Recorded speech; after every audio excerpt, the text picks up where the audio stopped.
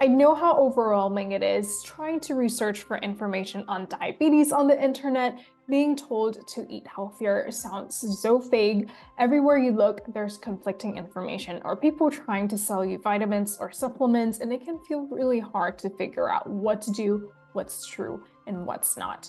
Look no further because we're here to present you the hard facts specifically when it comes to diabetes. My name is Charmaine, and I'm the registered dietitian that helps people reverse type 2 diabetes. And my name is Galia. I'm a coach in the Reversing Diabetes program specializing in exercise. Today, we're going to talk about insulin resistance and plant-based nutrition, breaking the cycle of insulin resistance. Insulin resistance is a condition where cells don't respond properly to insulin, causing elevated glucose levels in the bloodstream. This state, characterized by poor biological insulin response, is often linked to hyperinsulinemia, where increasingly greater amounts of insulin is released in the attempt to maintain normal blood sugar.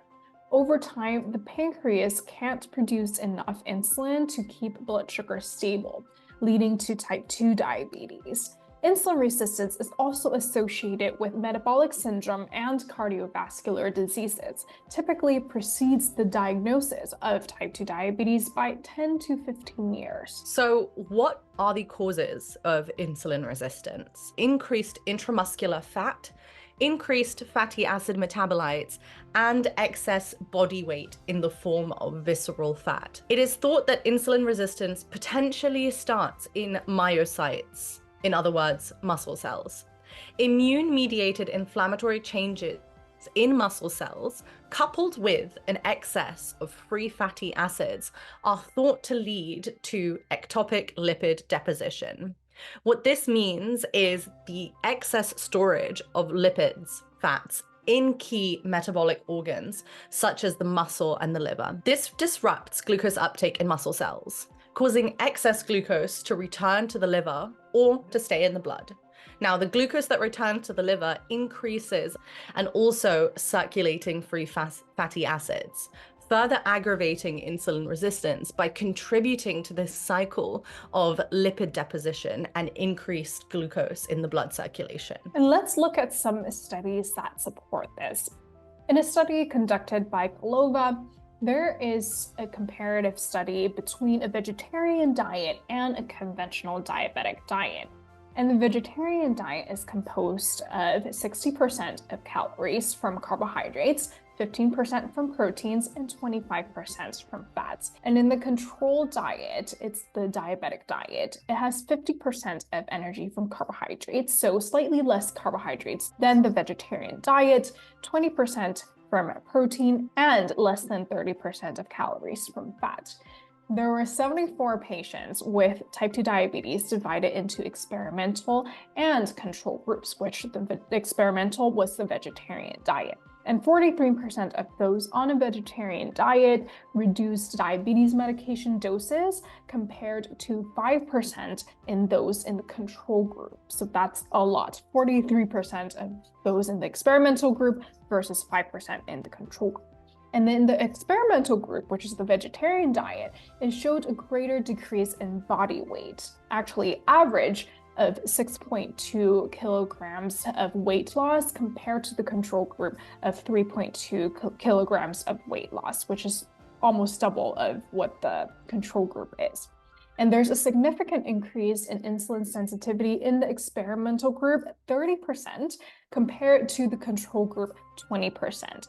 And in the vegetarian diet, it's found that it's associated with reduced visceral adipose tissue volume, and it has positive effects on the adiponectin and oxidative stress markers. And it's concluded that a vegetarian diet alone or with exercise is more effective in reducing insulin resistance than a conventional diabetic diet. Taking a look at another study comparing vegetarianism and non-vegetarian pattern of eating in 391 female vegetarians and 315 non-vegetarian Buddhist women from Taiwan, it was found that the vegetarian women had a lower BMI, a smaller waist circumference, lower fasting glucose levels, and lower fasting insulin levels when compared to the non-vegetarian women.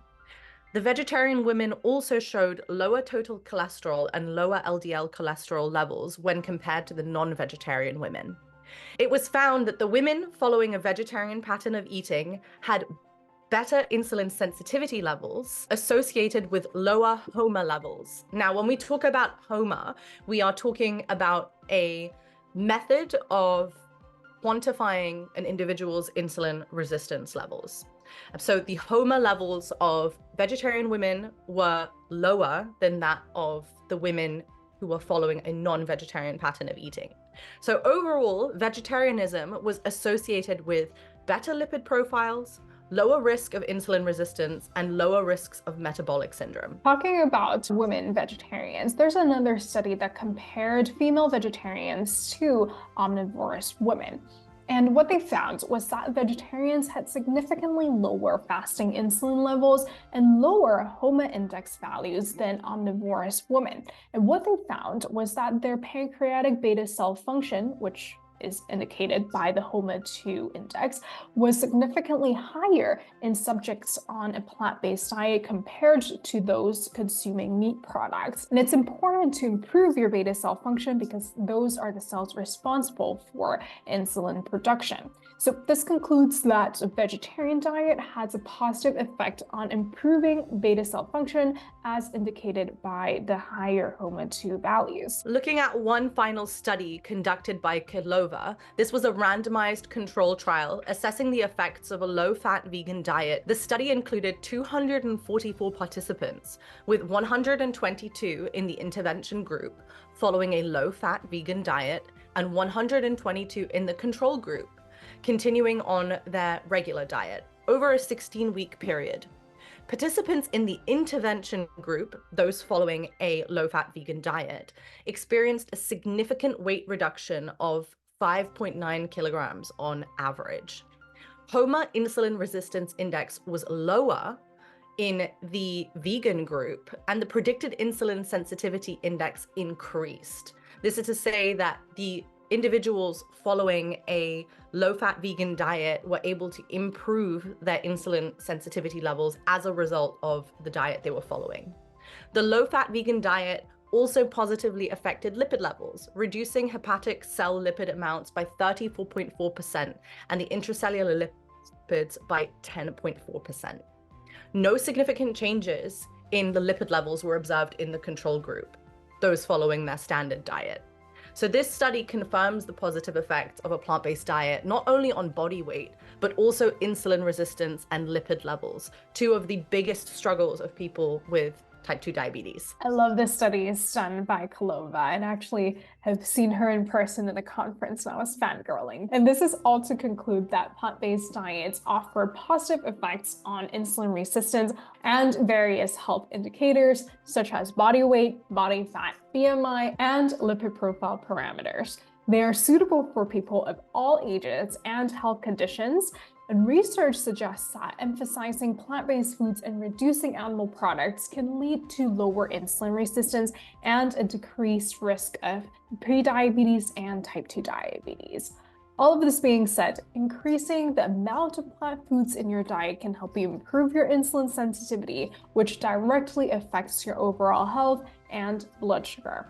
All in all, eat your plants and let the rest take care of itself. And if you like what you heard in this episode and can spare 60 seconds to give us a great review so that the podcast can reach more people, we'd really appreciate it, as it can help us change many more lives.